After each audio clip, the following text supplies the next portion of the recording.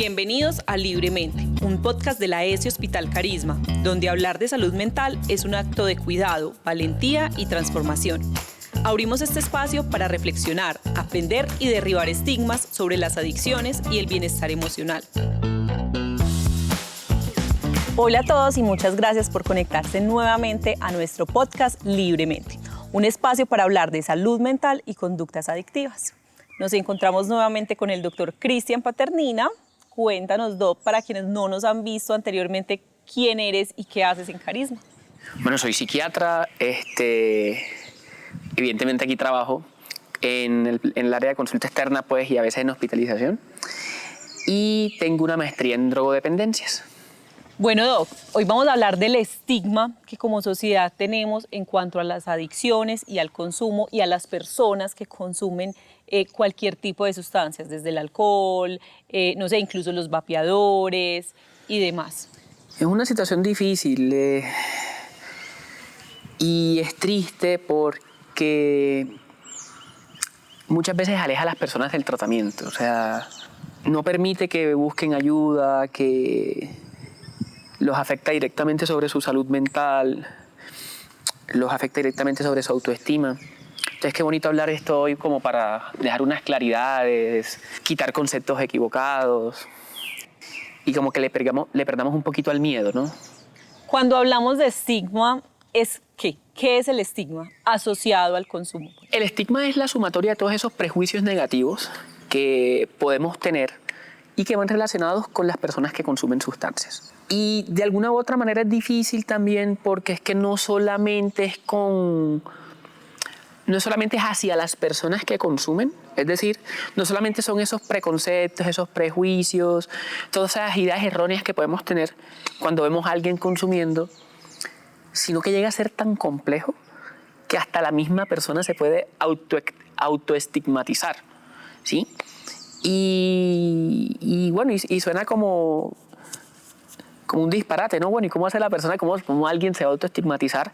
Y sí, finalmente el prejuicio recae sobre todos. La manera como usamos el lenguaje importa, la manera como nos dirigimos a la persona, la manera como la persona ya asume que es, precisamente por todo,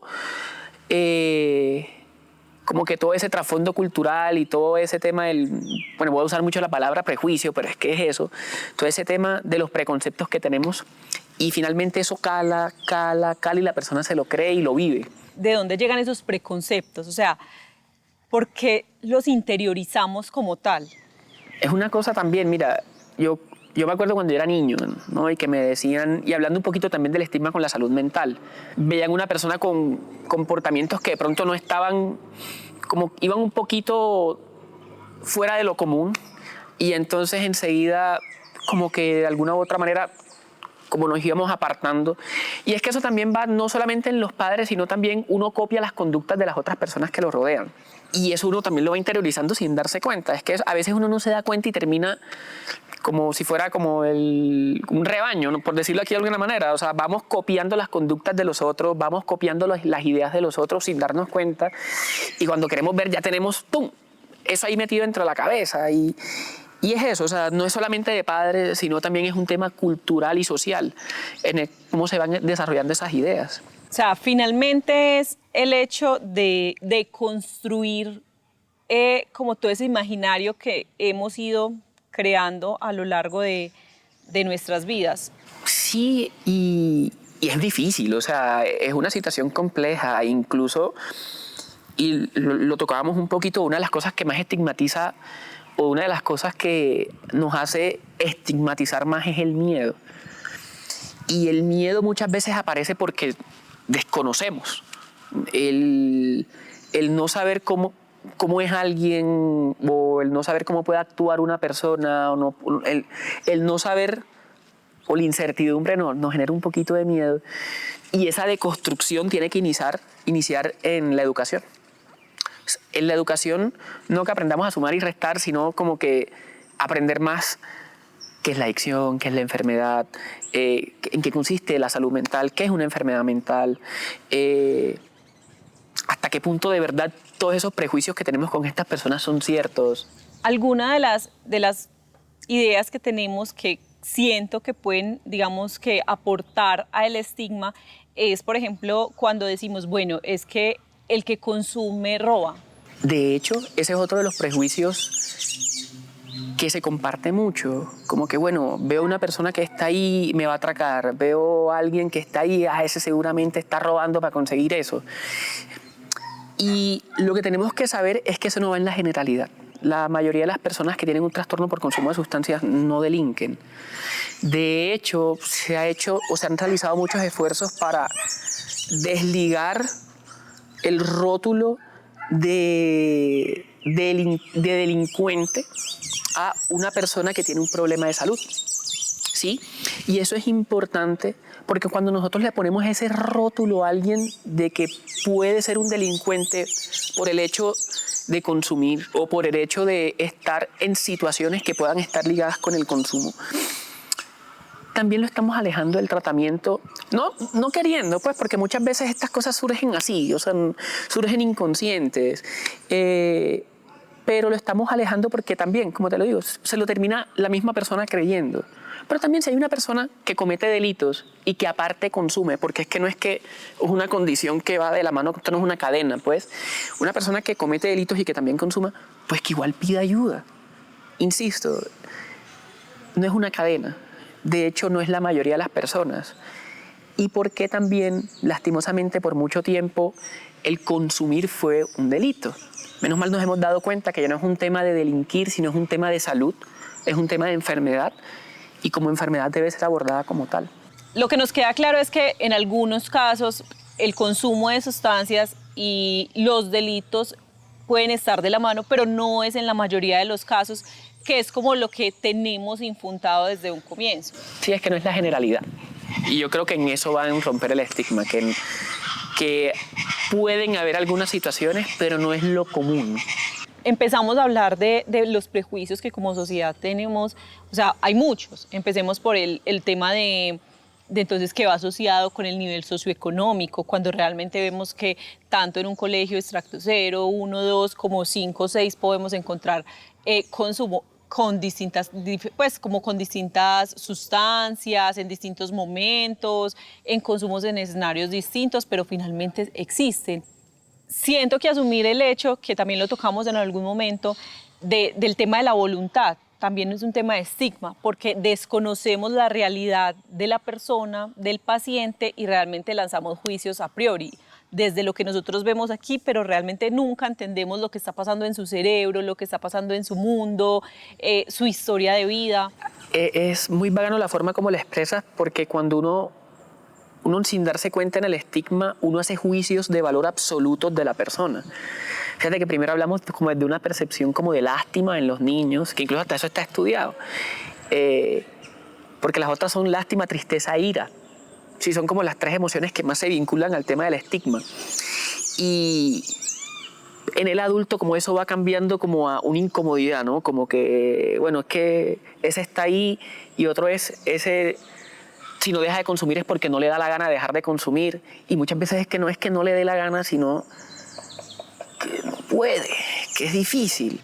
Bueno, Doc, un estigma, 1 o 2 que nos puedas mencionar que se generen previo a llegar a tener un tratamiento. Pues si él se metió solo en eso, pues no vale la pena ayudarlo. O ¿para qué le vamos a gastar plata a eso? Cuando uno trabaja en salud mental, sí, lo primero que le preguntan es, tú eres el que trabajas con locos, por ejemplo. Claro, eso hace que la persona se pueda avergonzar y no ir. Y claro, y si yo me avergüenzo y no voy, o si yo me avergüenzo y por la vergüenza me salgo del proceso, pues no estoy recibiendo ayuda. Bueno, y ni hablar ya después de que salgan. Tú contratarías a una persona que tenga alguna enfermedad por consumo de sustancias y mucha gente como que se desacomoda.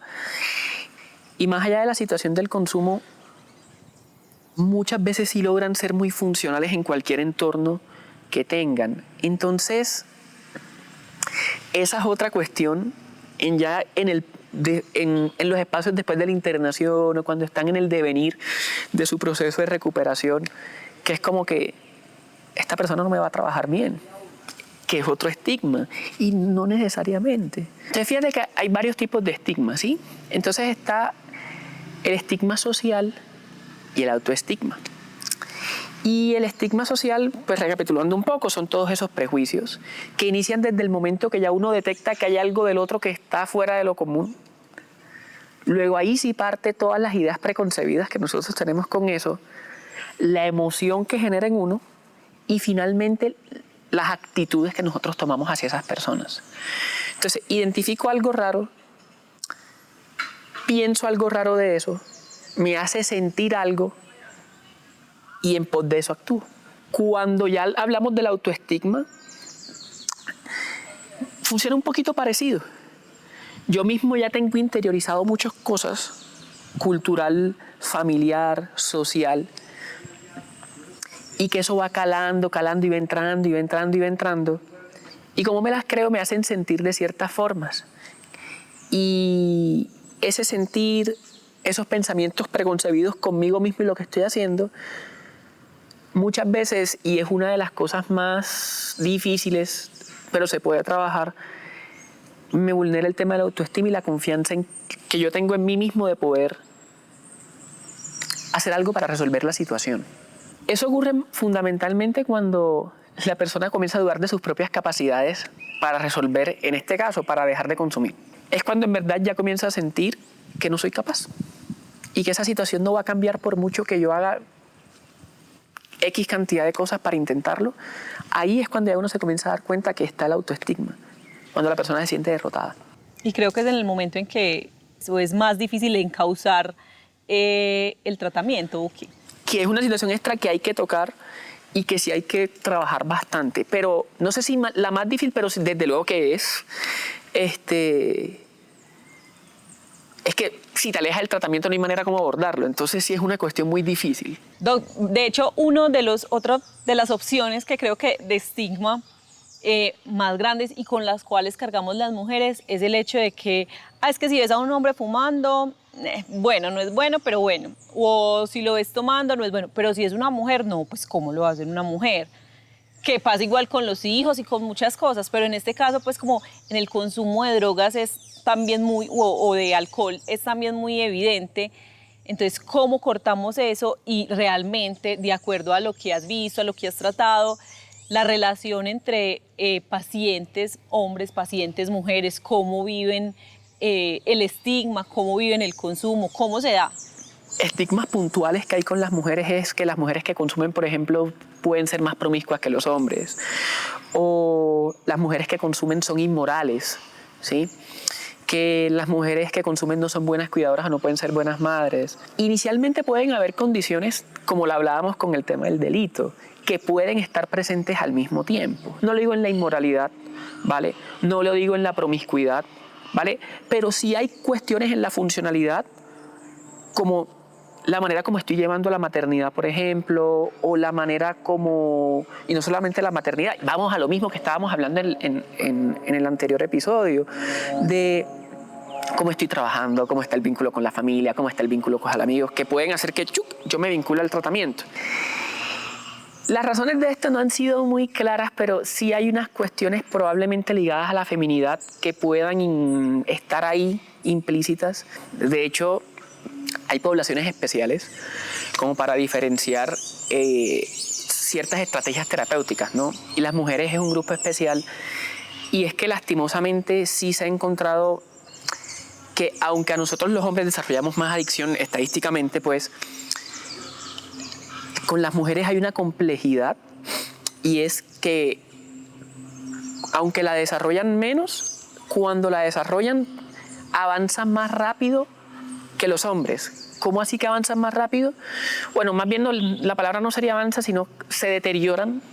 O sea, la adicción se vuelve más grave y de una forma más rápida en mujeres que en hombres. Doc, y finalmente vemos que ese tema del estigma actúa en todos, me refiero a todos como el grupo familiar que acompaña al paciente, el mismo paciente y todos los procesos. Entonces, previo es que yo no voy a pedir ayuda porque qué dirán, no, es que estoy muy mal, no es que la mamá de ese muchacho que se mantiene en la esquina, no, o del delincuente, que era lo que hablábamos ahora. en el proceso, no, es que si está interno, quién sabe, no, debe estar muy mal, no, es que lleva mucho tiempo allá, no, es que hace cuántos años ese pobre muchacho está consumiendo. Y después del proceso, listo, ¿cómo hago para reincorporarme? ¿Qué hiciste en los últimos 6 meses? No, es que estuve internado. Pues, ¿cómo lo van a ver a la hora de conseguir un empleo, a la hora de ir a estudiar, a la hora de volverme a presentar en sociedad como, bueno, regresé? Entonces hay un estigma que acompaña todo el proceso del paciente y de las familias. Entonces, ¿cómo manejamos eso o cómo tratamos eso cuando hablamos que también desde nosotros hay un desconocimiento de una realidad? Ninguno está exento, o sea, nadie está exento de tener una enfermedad mental, nadie está exento de tener una situación desfavorable con el consumo de sustancias, de desarrollar una adicción. Y el estigma separa, el estigma divide. Entender significa empatizar, entender significa no juzgar, o sea, no entrar con ese juicio al primero que nosotros veamos haciendo algo, al primero que nosotros veamos consumiendo, por ejemplo. Eso es entender. De acuerdo a esto, la forma más natural de ver la situación es entender el consumo como una enfermedad. Porque finalmente cuando llegas a una sociedad, no te dicen, es que eres insulina dependiente, no, venga, para este ladito. No, es que sufres de gastritis, no, para este ladito. Finalmente hay una reinserción natural a la sociedad, siempre y cuando veamos el consumo como una enfermedad y como tal lo tratemos. Los rótulos lastimosamente son con este tipo de personas con los que más se usan, ¿sí? Y es verdad, nosotros podemos estar caminando por la calle y a nuestro alrededor pueden estar pasando muchas cosas y no nos vamos a dar cuenta. Y finalmente sobre eso es, ¿sí? De que veamos algo y que el ojo no nos brinque enseguida y ya comience toda la mente a trabajar y que tengamos esas emociones y que salga la conducta de rechazo, ¿no? Sino es convivir con situaciones que se pueden presentar y que hacen parte de lo que estamos viendo actualmente para no rechazarlas. Bueno, y cómo entiendo también o cómo abordo en cuanto a educación también este tema de naturalizar y no entenderlo como, bueno, no es conmigo, no me importa. Es la empatía. Es la empatía. Con el simple hecho de no rechazar, ya ahí vamos ganando. Y la persona que pues tiene la dificultad también gana. Empatiza y no rechaces, porque tampoco es necesario hacer más. Si puedes ayudar, mejor, claro. Pero con el hecho de no rechazar, con el hecho con ese gesto intentar no hacerlo, ya estamos ayudando a resolver un poco el problema. O sea, yo no digo drogadicto, yo digo esa persona tiene un problema de adicción. Claro, porque es que cuando tú dices drogadicto, estás haciendo como si estás definiendo a esa persona. O sea, como si... Yo siempre digo a muchos pacientes, mira, es que tú no te llamas Juan Marihuana, ¿sí? Tú no te llamas Mónica Trago, ¿no? Tú eres tú y tienes algo que te acompaña y ese algo que te acompaña hay que trabajarlo. Entonces cuando digo drogadicto es todo. Cuando yo digo alcohólico es todo. Cuando yo digo loco es todo. Pero cuando yo digo persona con, dejo esa claridad de que aquí hay alguien y ese alguien tiene algo asociado, ¿sí? Pero que no lo define. Finalmente es lo que nosotros vemos con discapacidad, es que no es un discapacitado. Es una persona con X discapacidad. Ahora decías que finalmente la adicción no te define. No te define. La adicción es una cosa más que puede ser parte de la vida y se puede vivir una vida espectacular, buenísima, con una persona que tenga una drogodependencia ya después de que esté en un proceso terapéutico, puede tener una vida maravillosa. Y el discurso es poderoso. Pues el discurso es una herramienta, el lenguaje es una herramienta para comunicarnos. Y el discurso define. El discurso acerca, pero también aleja. Y con el simple hecho de no llamar, es que ahí está el marihuanero, ¿sí? Ahí está el alcohólico, ahí está el loco ese, ¿sí? Ahí está el gamín ese. Y hay veces que estas cosas suenan poco efectivas, pero son cambios chiquiticos que pesan mucho, porque nos ayudan bien a definir lo que es en realidad, es una persona con un padecimiento. Doc, Una vez más, muchísimas gracias por acompañarnos. De verdad que estos espacios nos permiten, digamos que, dilucidar un poco lo que realmente es la enfermedad y no cargarnos de tanto estigma. Así que ya saben, pide ayuda, rompe el ciclo y comienza de nuevo. Creemos que hablar salva y escuchar también es sanar. Abrimos este espacio para reflexionar, aprender y derribar estigmas sobre las adicciones y el bienestar emocional.